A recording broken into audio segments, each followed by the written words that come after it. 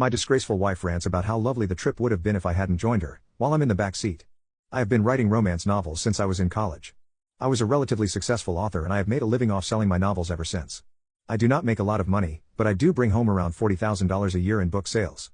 This allows me to stay at home during the day so I can write and also make crafts to sell in my Etsy shop. A few years after college, I met Tina and we instantly hit it off. We dated for 3 years before tying the knot, and we bought a house shortly after. Tina makes her living off her investments and stocks, however, we keep our finances separate.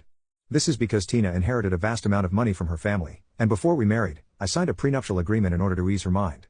We both contribute an equal share to the joint bank account for bills, then we use the remainder of our money for ourselves.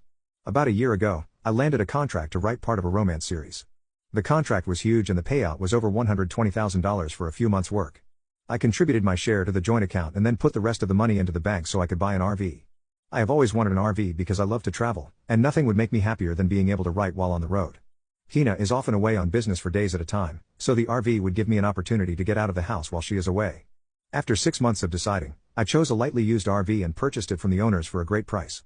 When Tina found out I purchased the RV, she was excited. She has a travel trailer, but it's not the same as an all-in-one RV.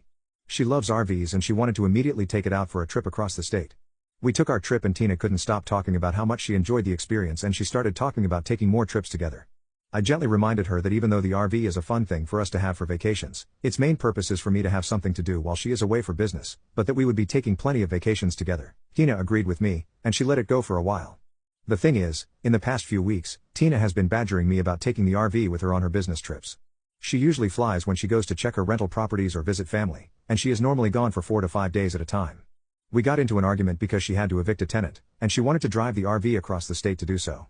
I asked her if I could come along, and Tina said she would prefer if I didn't. I then said that if I couldn't come with her, then she couldn't take my RV. I suggested that she take her travel trailer instead, and she got mad and stormed out of the house. About an hour later, she started texting me like nothing had happened, and then she said she was taking the RV as if our previous conversation had never happened.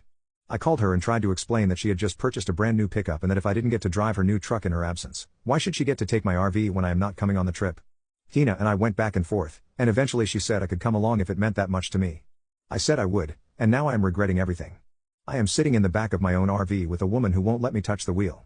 It has been 3 days since this trip has started, and all Tina has done is rant about how awesome the RV trip would be if I weren't with her. It has made me question everything in our marriage, from how we split our finances to how we argue and function together.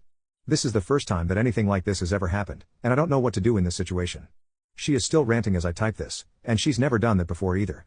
Comment disgraceful so I can tag you in part 2.